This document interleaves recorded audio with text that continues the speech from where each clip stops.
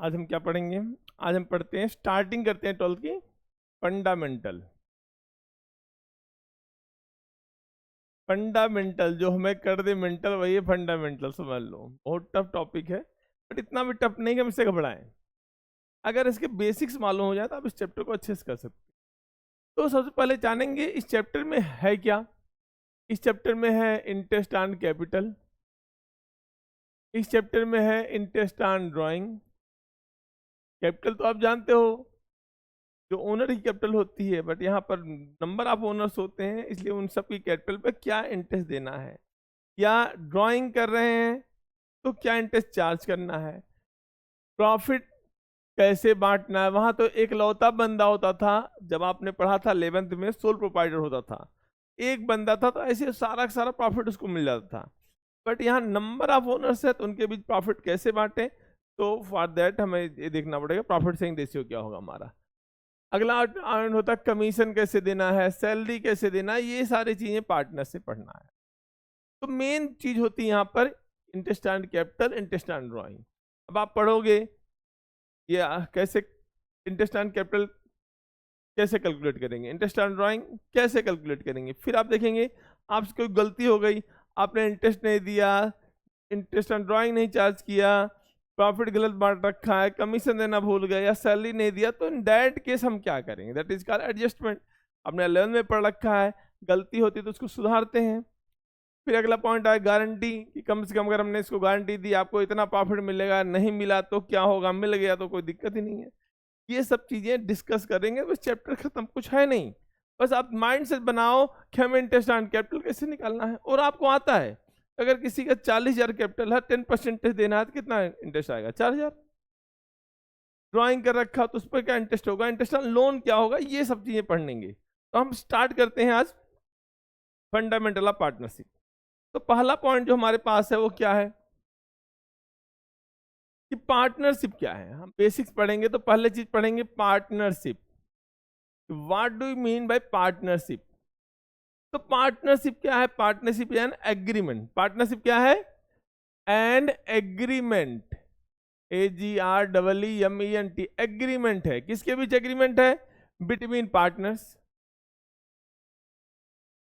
Between 2 और more persons.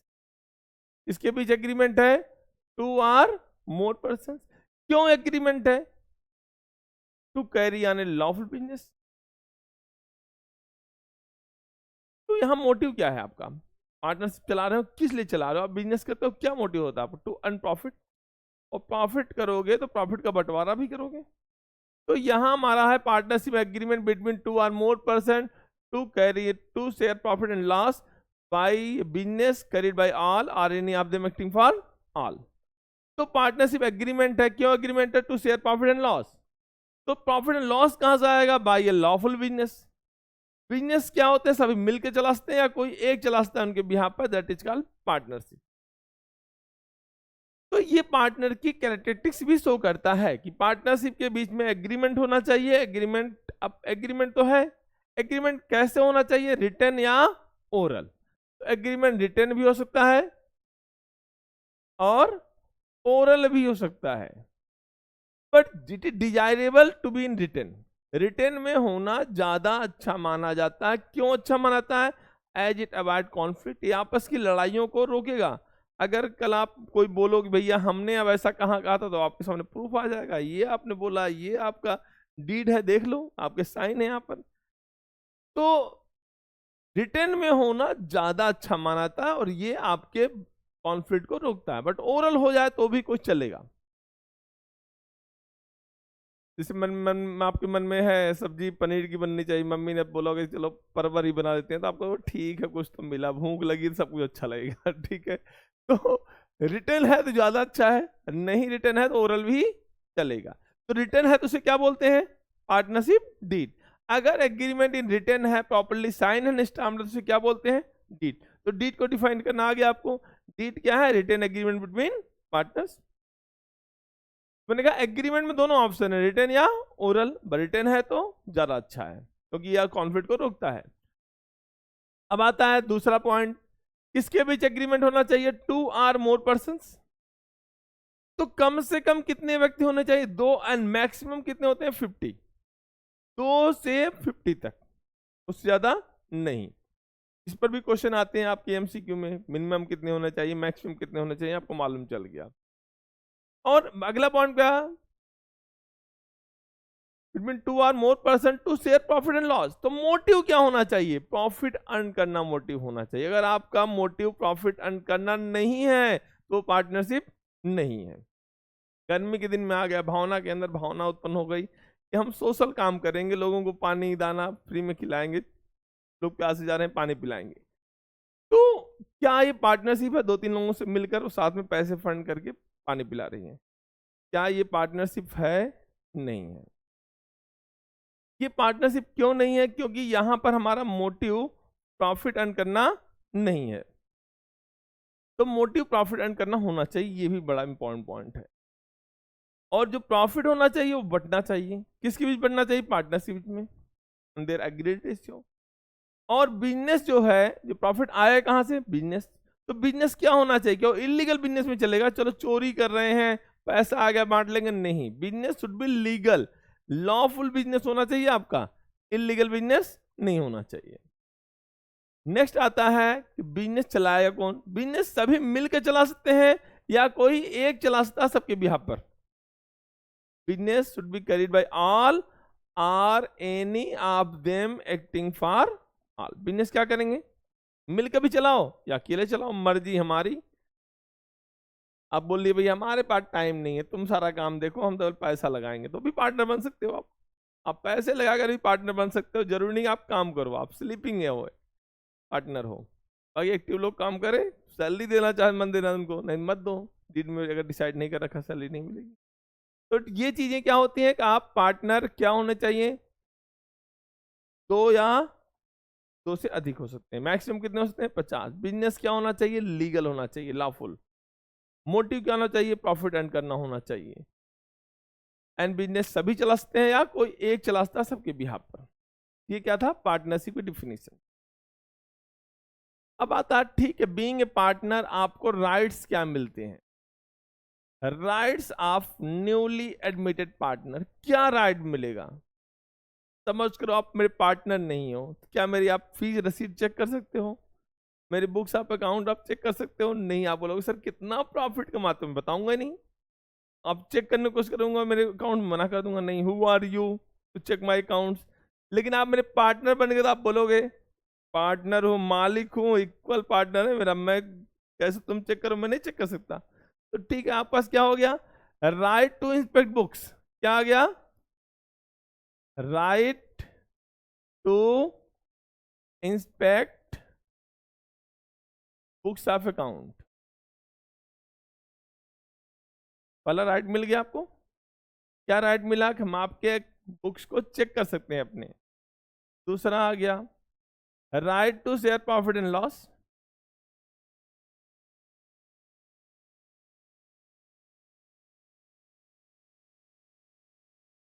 क्या अभी आप मेरे प्रॉफिट में हिस्सा ले सकते हो? नहीं। मतलब तुम कौन हो? हटो, फीस दो, जाओ।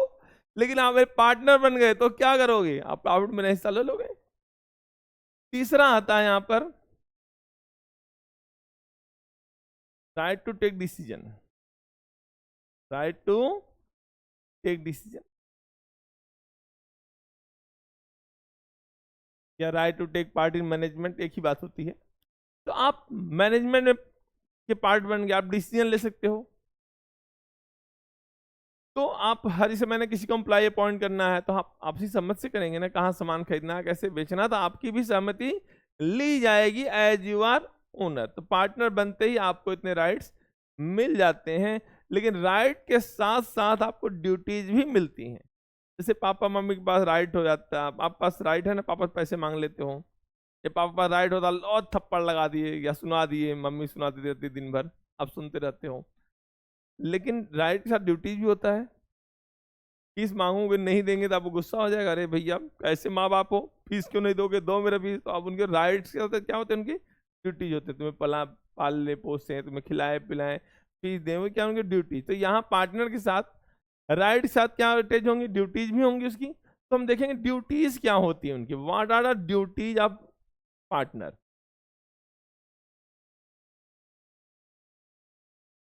तो ड्यूटी क्या होता है?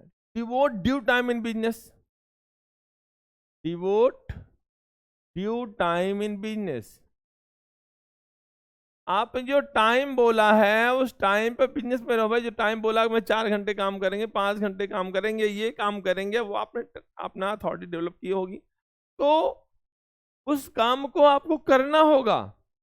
जैसे आपने बोला भाई मैनेजमेंट देखेंगे, तो आपको मैनेजमेंट देखना होगा। दूसरा, not to involve in comparative business, not to involve in competitive business.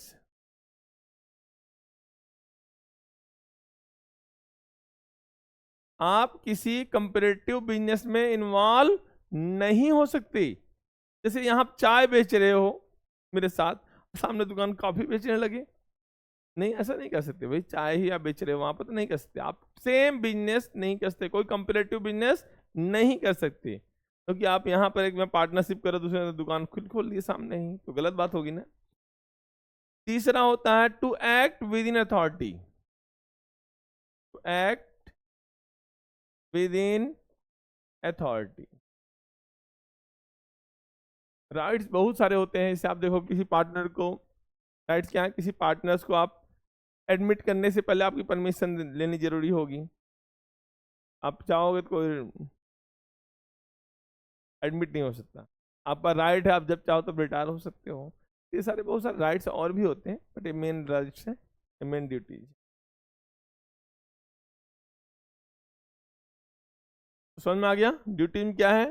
Devote due time in business, not to involve in comparative business, and to act within authority. अपने अधिकार सीमा में काम करना है। इसका मतलब क्या हुआ? फर्म पर कोई क्लेम है, किसी ने क्लेम किया 5,000 रुपये लेना है, तुमने मुझे पर क्लेम कर दिया इनसे 5,000 इस कोचिंग से मुझे लेना है। अब मैं पार्टनर हूँ, क्या नहीं भैया मैं क्लेम एक्सेप्ट करता हूँ? नहीं कर सकता मैं क्लेम एक्सेप्ट, वो मेरे अथॉरिटी के बाहर है। सारे लोग मिलकर क्लेम को एक्सेप्ट कर सकते हैं, मैं अकेला क्लेम को एक्सेप्ट नहीं कर सकता। तो कोई क्लेम एक्सेप्ट नहीं कर सकता पार्टनर, क्योंकि उसकी अथॉरिटी से क्या है, बाहर है। अब आता है डिसीजन मेकिंग भी कितने प्रकार के होते हैं, ये देख लेते हैं हम। तो डिसीजन दो तरह होते हैं। पहला बाय मेजॉरिटी लिया जाता है,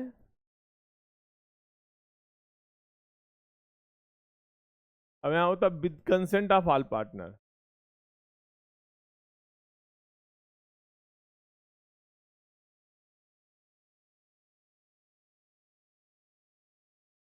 तो मेजॉरिटी से क्या लिए जाते हैं? बिजनेस डिसीजन लिए जाते हैं। क्या लिए जाते हैं? मान लो 4-5 लोग हैं यहाँ, 5 लोग हैं यहाँ पर। 3 लोग बोल रहे हैं नहीं मैं सर की दुकान से सामान खरीदूंगा, 2 लोग बोले नहीं सर अच्छे नहीं, इनकी दुकान नहीं खरीदेंगे। तो क्या होगा? मेजॉरिटी विन होगी। जो बिजनेस डिसीजन हो तो मेजॉरिटी लिए जाते हैं। 3 लोग बोल दिए, 2 लोग नहीं गिरे, तो छोड़ो तुम्हारी बात नहीं मानी जाएगी, मुझसे ही सामान खरीदेंगे लोग। लेकिन जब रिकॉन्स्टिट्यूशन होता है फर्म,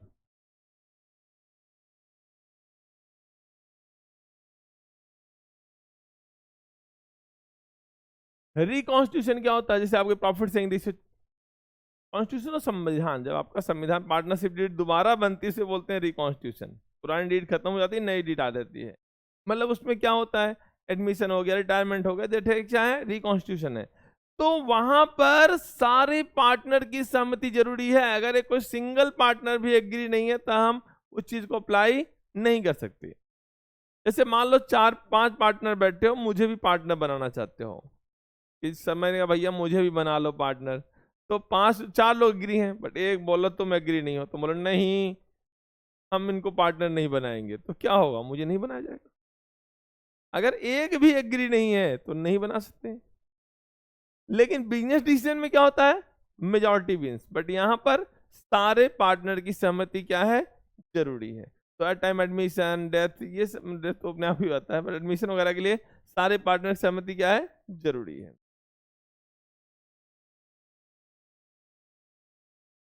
अब नेक्स्ट आता है partners deed.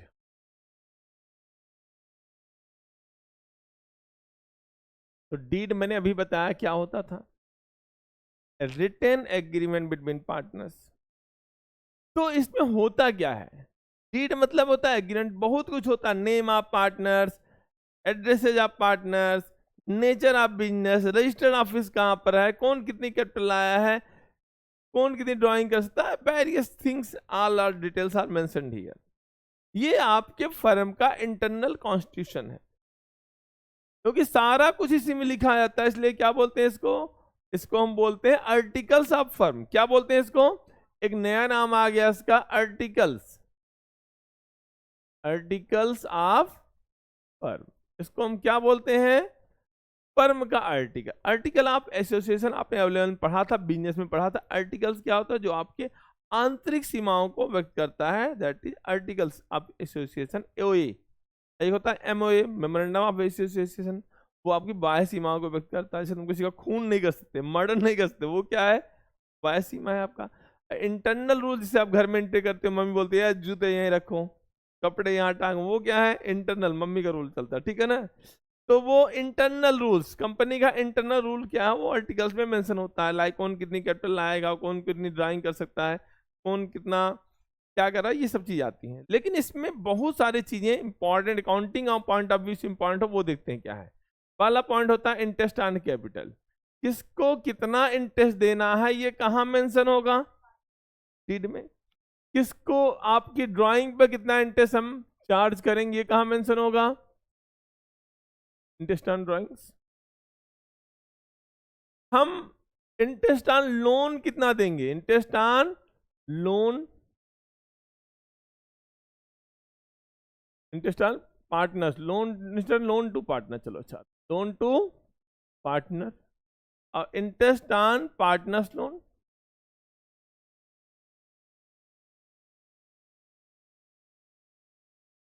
And partners remuneration. Remuneration मतलब क्या होता है, सैलरी या कमीशन।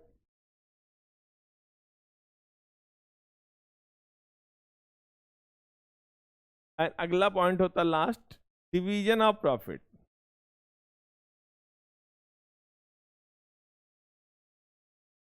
Division of profit. तो आता है इंटरेस्ट ऑन कैपिटल, जितना बोला है उतना इंटरेस्ट ऑन कैपिटल देंगे। अगर डीड में आपने डिसाइड किया है 10% देना है, कितना दोगे, 10, और 12 बोला 12 देना है, 15 डिसाइड किया 15 देना है। और इंटरेस्ट ऑन ड्राइंग इसी तरह, अगर 5 बोला 5, 6 बोला 6, 7 बोला 7 दे देंगे।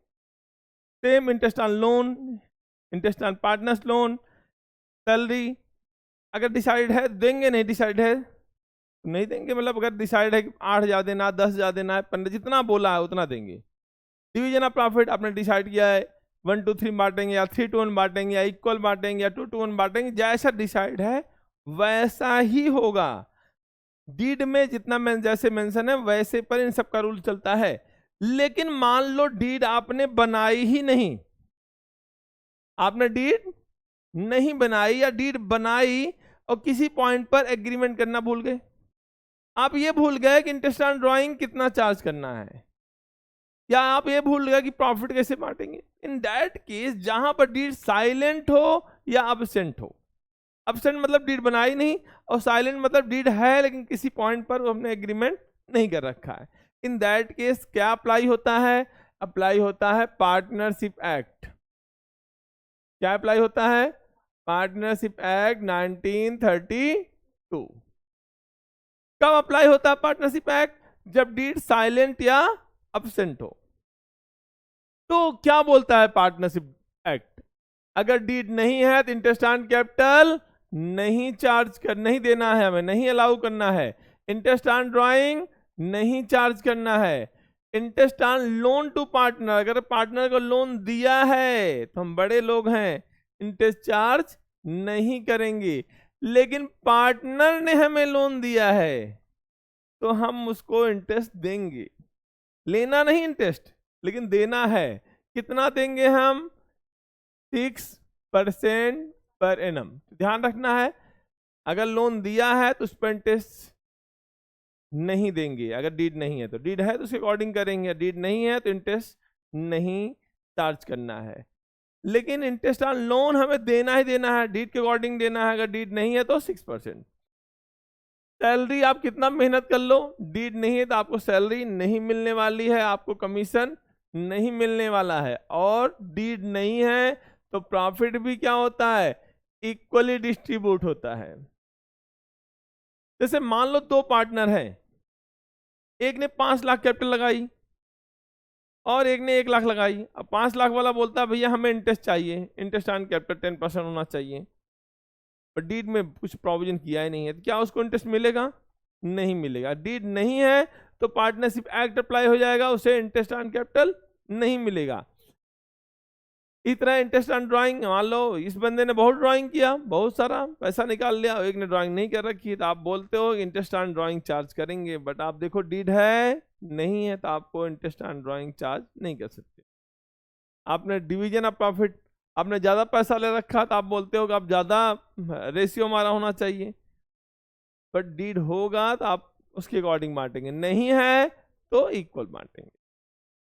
ये था कि डीड होता है तो उसके अकॉर्डिंग करते हैं, नहीं होता है तो पार्टनरशिप एक्ट अप्लाई हो जाती है, यही याद रखना है। अगर डीड नहीं है तो पार्टनरशिप एक्ट अप्लाई हो जाएगा, उसके अकॉर्डिंग इंटरेस्ट ऑन कैपिटल नहीं देना है, इंटरेस्ट ऑन ड्राइंग नहीं चार्ज करना है, लोन टू पार्टनर पर इंटरेस्ट नहीं चार्ज करेंगे, बट लोन लिया है तो उस पर इतना इंटरेस्ट देंगे। 6% पर एनम रिम्यूनरेशन मतलब सैलरी और कमीशन नहीं देंगे, and division of profit equal होगा। अब आते हैं अगले पॉइंट पर, प्रॉफिट एंड लॉस एप्रोप्रिएशन। ये है profit and loss appropriation account. क्या लिखते हैं? For the year ending. For the year ending क्यों लिखते हैं? क्योंकि ये एक पीरियड का होता है, एक साल का। तो यहां पर एप्रोप्रिएशन बना रहे हैं। एप्रोप्रिएशन का मतलब क्या होता है? एप्रोप्रिएशन मतलब होता है डिस्ट्रीब्यूशन ऑफ प्रॉफिट। एप्रोप्रिएशन का मतलब क्या हो गया? डिस्ट्रीब्यूशन। क्या डिस्ट्रीब्यूट करते हैं? हम डिस्ट्रीब्यूट करते हैं नेट प्रॉफिट। नेट प्रॉफिट कहां से आता है? Profit and loss. तो यहां प्रॉफिट एंड लॉस अकाउंट भी लिख सकते हो या नेट प्रॉफिट लिख सकते हो। तो हम प्रॉफिट कहां लाते हैं? पीनल अकाउंट से। आप याद होगा आपने 11 में पढ़ा था प्रॉफिट एंड लॉस अकाउंट। इस प्रॉफिट एंड लॉस अकाउंट में यहाँ आप जीपी लिखते थे, जीपी में आप लिखते थे अदर इनकम, यहाँ आप क्या लिखते थे? Indirect expenses. तो ये जो आता था ये क्या कहलाता था? Net profit. नेट प्रॉफिट कहाँ ट्रांसफर हो गया? प्रॉफिट एंड लॉस एप्रोप्रिएशन में, यहाँ पर आ गया। लॉस होता तो यहाँ आता, प्रॉफिट होगा तो इस साइड जाएगा, लॉस होगा तो इस साइड में आएगा। बट आपने 11 में देखा था प्रॉफिट सीधे कैपिटल में जुड़ जाता था बैलेंस शीट में जाकर, क्योंकि वहां ओनर सिंगल होता था, बंटवारे कोई बात नहीं है। जैसे किसी के पास एक ही बेटा है, क्या कोई बंटवारे की दिक्कत है? अब 2-4 हो गए, तलवारें निकल जाएंगी, भैया हमारा है, बोलेगा हमारा है, लड़ाइयाँ होने स्टार्ट हो जाएंगी। तो इसके लिए क्या बनता है? एप्रोप्रिएशन। एप्रोप्रिएशन क्या? बंटवारा अकाउंट है। क्या है? बंटवारा। How to distribute profit between partners, for this we use to prepare appropriation account. Appropriation है क्या? पीनल का ही एक्सटेंशन है। क्या है ये? प्रॉफिट एंड लॉस का ही नेक्स्ट पार्ट है, प्रॉफिट एंड लॉस का ही पार्ट है। तो नेट प्रॉफिट आ गया या पीनल आ गया, क्या करेंगे? हम बांटेंगे पार्टनर्स में। पार्टनर्स के बीच की ही बात होती है, बाकी सब चीजें तो यहां जाएंगी। तो क्या पार्टनर से क्या लेना है पहले ये देख लेते हैं। पार्टनर से क्या लेते हैं? Interest on drawing. अगर डीड में बोला है तो इंटरेस्ट ऑन ड्राइंग चार्ज करेंगे। और हम क्या देते हैं पार्टनर को? उसकी कैपिटल पे इंटरेस्ट देते हैं, इंटरेस्ट ऑन कैपिटल। और क्या देते हैं पार्टनर को? सैलरी देते हैं, रिम्यूनरेशन जिसको बोलते हो, पार्टनर्स सैलरी, पार्टनर्स कमीशन। कुछ पैसा बचा भी लेते हो, उसे क्या बोलते हैं? Reserve fund. And remaining profit को हम ट्रांसफर कर देते हैं। Profit, divisible profit transfer to capital oblique current account. ये आप बोलोगे सर ये क्या आ गया? ऑब्लिक क्यों लिख दिया आपने? तो कैपिटल या करंट। मैं इसको बाद में एक्सप्लेन भी करेंगे। तो कैपिटल तब होती है जब कैपिटल फ्लक्चुएटिंग है, और करंट कब होता है जब कैपिटल फिक्स होती है। जब हम कैपिटल अकाउंट को पढ़ाएंगे तो हम बताएंगे कि कैपिटल और करंट कब लिखते हैं। तो अभी ये समझ में आ गया होगा आपको। यहाँ पर क्या आता है, केवल नेट प्रॉफिट आता है। इधर क्या आता है, इंटरेस्ट ऑन ड्राइंग आता है। इधर क्या आता है, interest on capital, salary, commission, reserve fund and profit, individual profit transfer to capital account. तो आपको बस इतना ही मालूम होना चाहिए, इससे ज्यादा अप्रोप्रिएशन में कुछ आता भी नहीं है। ये आप चार्ज कर रहे हैं, आपको मिल रहा था, आपका प्रॉफिट बढ़ गया, ये चीज दे रहे हैं, इससे प्रॉफिट क्या हो गया, कम हो गया। अब बचे हुए प्रॉफिट को बांट देते हैं। This profit is called net profit. जब आपको क्वेश्चन में कमीशन निकालने के लिए कभी कभी वर्ड आता है कि नेट प्रॉफिट का 10%, तो इस प्रॉफिट को लेंगे, और इंडिविजुअल प्रॉफिट होता है तो इसको लेंगे। इस साइड टोटल से इन सबको माइनस करेंगे, जो बचता है उसे क्या बोलते हैं, डिविजुअल प्रॉफिट। तो divisible profit and net profit both are different. Divisible profit यहाँ पर होता है, नेट प्रॉफिट यहाँ पर होता है। अब आता है बात कि हम पीनल क्यों बनाते हैं। तब अगर सब कुछ यहीं पर आ गया तो पीनल क्यों है। तो पीनल और पीनल अप्रोप्रिएशन में क्या डिफरेंस है। P and L is find out net profit, और नेट प्रॉफिट पार्टनर्स में बांटा कैसे जाए, इसके लिए हम क्या बनाते हैं, अप्रोप्रिएशन अकाउंट। तो यहां पर जो चीजें आती हैं दे आर कॉल्ड चार्ज। वो क्या होती हैं, ये चार्जेज होते हैं। जो यहां पर आता है क्या होता है, चार्ज, और जो यहां पर आता है उसे क्या बोलते हैं हम, एप्रोप्रिएशन। तो बोलोगे चार्ज और एप्रोप्रिएशन में क्या डिफरेंस है। चार्ज वो है जो आपको देना ही देना है, even in case of loss also. जो आपको लॉस होने पर भी देना पड़े उसे क्या बोलते हैं, चार्ज। बट ये चीजें कब देंगे, जब प्रॉफिट हो। अगर प्रॉफिट नहीं है तो क्या आप इंटरेस्ट ऑन कैपिटल दोगे, नहीं देंगे। क्या आप सैलरी दोगे, नहीं। क्या आप कमीशन दोगे, नहीं। ये चीजें कब देते हैं, जब क्या हो, प्रॉफिट हो हमारे पास। लॉस होने पर ये चीजें नहीं देना। लेकिन चार्जेस, जैसे आपको मैनेजर की सैलरी है, आपके रूम का रेंट है, आपको अपने इंटरेस्ट पर लोन देना है, आपको अपने एम्प्लॉय की सैलरी देनी है, तो वो आपको देनी ही देनी है, even in case of loss also. आप किसी कंपनी में काम करते हो, उस कंपनी को लॉस हो रहा है, क्या आप सैलरी नहीं लोगे, आप बोलोगे हमें क्या मतलब, हमें अपनी सैलरी मतलब मेरी सैलरी दो। लेकिन आप ओनर हो तो आप अपनी सैलरी चार्ज नहीं करोगे, क्योंकि कंपनी डिफिसिट। फिर भी अगर आप अपनी सैलरी चार्ज कर रहे हो, फिर भी आप इंटरेस्ट ऑन कैपिटल ले रहे हो, जबरदस्ती लॉस हो जाए तब भी हमें इंटरेस्ट चाहिए, तो वो इंटरेस्ट क्या बन जाएगा, चार्ज बन जाएगा। क्या बन जाएगा, तो ये कहां पर आएगा, प्रॉफिट एंड लॉस में। जो चीजें हर हाल में देना पड़े वो क्या बन जाती हैं, चार्ज। और कहां पहुंच जाती हैं, प्रॉफिट एंड लॉस में। तो प्रॉफिट एंड लॉस में मैंने कहा नेट प्रॉफिट जो फाइंड होना चाहिए, इसमें सारे चार्जेज माइनस होने चाहिए पहले से ही, और कोई अप्रोप्रिएशन पहले से माइनस नहीं होना चाहिए। अगर गलती से आपने पार्टनर की सैलरी माइनस कर रखी है, आपको जो प्रॉफिट बोला है, प्रॉफिट ऐसे लिखा है, प्रॉफिट आफ्टर चार्जिंग ए सैलरी। अब मान लो ए क्या है, पार्टनर है, लिखा है ₹40,000। प्रॉफिट कितना है ए की सैलरी माइनस करने के बाद, और ए की सैलरी कितना है, 3,000 है। तो कुल प्रॉफिट कितना है, 43। क्यों 43 है, क्योंकि ए की सैलरी चार्ज थोड़ी है। ए की सैलरी क्या है, एप्रोप्रिएशन है। ए पार्टनर है तो उसकी सैलरी एप्रोप्रिएशन है। क्या वो पहले से माइनस होनी चाहिए, नहीं। गलती किए हो, सुधारो उसको, प्लस करो। लेकिन सारे चार्जेस क्या होने चाहिए, पहले से माइनस होने चाहिए। अगर यही बोला जाए profit after interest on A's loan, interest on A's loan ₹40,000, और ए का लोन कितना है, interest on A's loan, sorry, interest on A's loan कितना है, 3,000।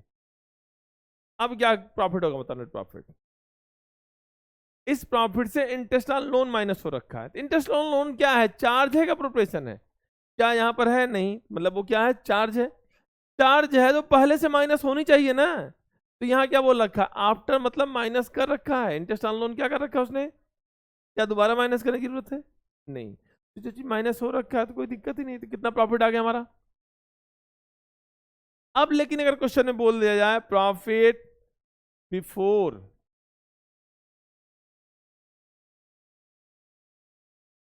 Interest on A's loan, profit before charging interest on, क्या इस प्रॉफिट में interest on loan minus है? इंटरेस्ट ऑन लोन क्या है? चार्ज है क्या प्रोपोर्शन? चार्ज है, चार्ज पहले से माइनस होना चाहिए ना, क्या माइनस हो रखा है? तो क्या करेंगे, करेंगे माइनस इसमें से। अगर माइनस नहीं हो रखा तो क्या करेंगे हम, माइनस करेंगे, प्रॉफिट कितना आएगा 37। तो अगर चार्जेस पहले से माइनस नहीं है तो उन्हें करिए, हो रखे हैं तो भूल जाइए। इसी तरह अगर कोई एप्रोप्रिएशन पहले से माइनस नहीं होना चाहिए और गलती से माइनस कर दिया तो उसे क्या करेंगे हम, ऐड ऑन कर देंगे, प्लस कर देंगे और हमारा नेट प्रॉफिट क्या हो जाएगा, आ जाएगा। सबसे इंपॉर्टेंट पॉइंट जो होता है पहला, नेट प्रॉफिट फाइंड आउट करना होना चाहिए। तो आपने क्या सीखा कि नेट प्रॉफिट में कोई भी चार्ज माइनस हुआ होना चाहिए बट एप्रोप्रिएशन माइनस नहीं होना चाहिए। तो अब हम जो अगली क्लास में पढ़ेंगे उसको देख लेते हैं, आज इतना काफी है हमारे लिए। अगली क्लास में हमें पढ़ना है कि how to calculate interest on drawing, एक क्लास में पढ़ेंगे। अगली क्लास में पढ़ेंगे उसकी हम इंटरेस्ट ऑन कैपिटल कैसे कैलकुलेट करते हैं, फिर बाकी क्वेश्चन तो एक ही क्लास में आ जाएंगे, आपको कोई दिक्कत नहीं है। तो एक क्लास यहाँ पर है, एक क्लास यहाँ पर है, एक क्लास बाकी चीज़ों के लिए, इसके बाद हम एडजस्टमेंट और गारंटी और कुछ और क्वेश्चंस पढ़ेंगे। तो बहुत लेंथी टॉपिक नहीं है अगर आप इसे कॉन्सेप्ट को जाएंगे तो। और वाई क्वेश्चन करते रहेंगे तो बहुत टफ लगता है, बहुत हमें परेशान भी करता है। लेकिन अगर आप कॉन्सेप्ट साथ पढ़ते हैं तो इस चैप्टर आपके लिए बहुत ही आसान होने वाला, बहुत ही अच्छा हो जाता है। बस मेहनत करते रहना है और ये टारगेट बना लेना चाहिए कि हमें 100 ही नंबर चाहिए, उससे कम नहीं चाहिए। अगर आप अच्छे नंबर के लिए नहीं पढ़ो तो अच्छे नंबर मार्क्स आते भी नहीं। अगर आपका टारगेट अच्छे मार्क्स अचीव करना नहीं है तो नहीं आएंगे।